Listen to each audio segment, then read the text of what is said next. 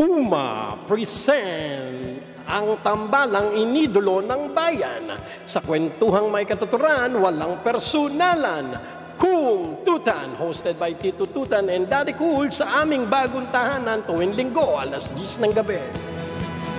Or you had been here. O parating ka, nandito rin yung takot mo. Nandito kami para samahan kayo. And yun nga to, nung sinabi ko sa iyo, nung isang araw bigla nagsabi yung anak kong panganay, asan daw yung tatay niya? Tapos yung pangalawa nagsabi ng, makahingi kaya ako doon ng pambili ng gamit? Tagal na niya akong di binibigyan. Daddy ko, anong naramdaman mo nun? Alam mo, sa totoo lang, para ako sinampal ng araw na yun. Boss Teddy, maraming salamat po. Thank you so much. Yung, alam mo, para ako nadurog. Nadurog ako sa sandali na yun. Tinatanong ko, hindi ko ba naibibigay yung pangangailangan?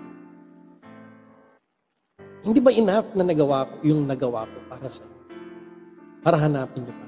Minsan kasi, Daddy Cool, nagiging makasarili tayo sa pakiramdam natin na hindi na maayos ang buhay namin at meron kaming bahay. Isa na lang ang hinihiling sa akin ni Dexter. Medyo matagal na kami nagkasama, Kultutan. Pero hindi pa kami nagkakaanak. Ilang beses na kami sumubok. Ilang beses na ako nagpakonsulta sa doktor.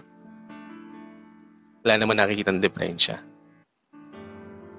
Ang suggestion nga ng isang doktor, baka pwedeng yung asawa mo yung i-check up natin. Ayaw pumayag ni Dexter. Siguro parang sampal sa pagkatao o pagkalalaki niya na baka siya yung may diferensya. Sabi ni Dexter sa akin, kung ibibigay ng Diyos yan, ibibigay yan. Siguro medyo stress lang tayo sa trabaho parehas. Siguro hindi pa ang tamang panahon ngayon. Hanggang sa hindi na... To me, these things happen to Tito. Naranasan namin, and we know, yung mga lalaki dyan na nagmahal ng single mom, baka pinagdadaanan nyo itong oras na to, or you had been here, or parating ka, nandito rin yung takot mo. Nandito kami para samahan kayo.